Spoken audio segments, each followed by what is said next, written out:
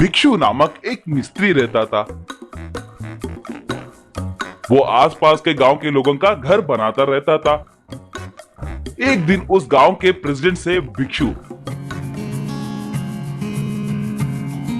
President जी, सरकारी घरों का काम खत्म हो गया, मुझे देने वाले पैसे दिए तो मैं मजदूरों को दे दूंगा। कमाल करते हो भाई, सरकार के पैसे आने के लिए कितना वक्त लगता है तुम्हें पता है ना? 1 हफ्ते के बाद दिखो।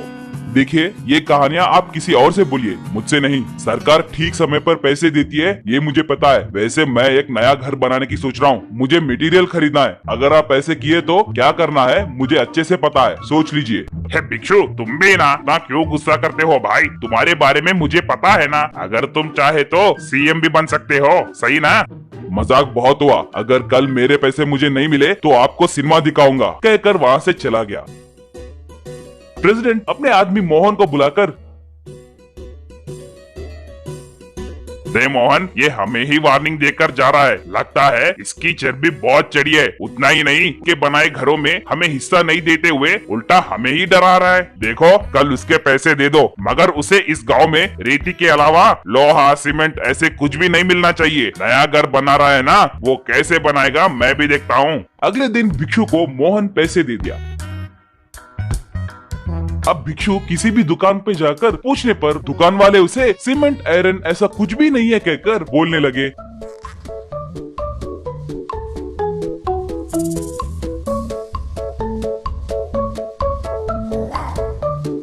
वो निराश हुआ और घर आया।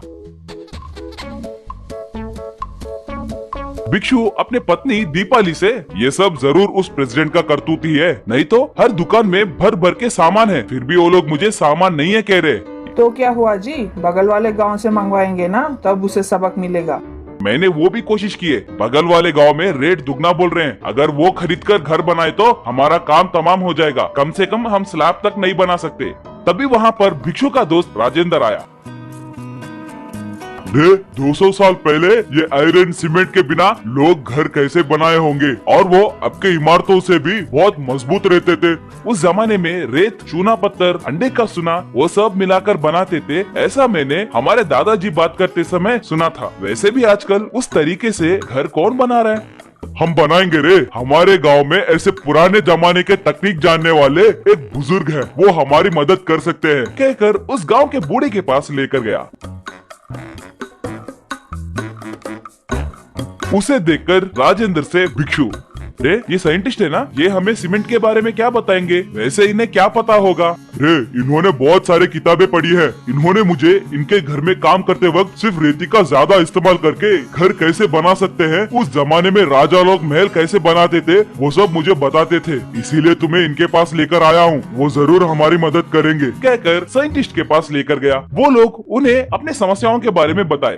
उनके बातें सुनकर साइंटिस्ट रेत और थोड़े चीजों का इस्तेमाल करके सैंड हाउस कंस्ट्रक्शन कैसे बनाते हैं उन्हें बताया। वो उनका शुक्रिया अदा करके भिक्षु राजेंद्र दोनों मिलकर सैंड हाउस को बनाना शुरू किए। सिर्फ 2 ही महीनों में रेत से घर बनाने के कारण गांव के लोग उसे हैरान होकर देखते रह गए। उस घर के बारे में मोहन प्रेसिडेंट से बताया। तब मोहन से प्रेसिडेंट, क्या सिर्फ रेती से घर बनाया? यानी वो जरूर पागल बन गया होगा। ठीक है, बनाने दो। कल के दिन हमारे बनाए घरों में कुछ समस्या आए तो भिक्षु ने सभी घरों को ऐसे ही बनाया है कहकर उस पर इल्जाम लगा सकते हैं। भाई, आप उसे कम मत सोचिए। वो एक मिस्त्री रहने के बावजूद भी खुद का घर बना रहा है तो समझो कि कुछ तो बात है। अगर उसका घर सक्सेस हुआ तो सोचो हमारा काम तमाम हो जाएगा। अरे, तो हमें भिक्षु को आसानी से नहीं लेना चाहिए। आज रात ही जाकर उसके सैंड हाउस को नाश करके आएंगे, कहकर वो दोनों भिक्षु के घर को चोरी छुपे गए। और सैंड हाउस को देखकर प्रेसिडेंट, रे ये मामूली आदमी नहीं है रे, इसे उसने कितना मजबूत बनाया।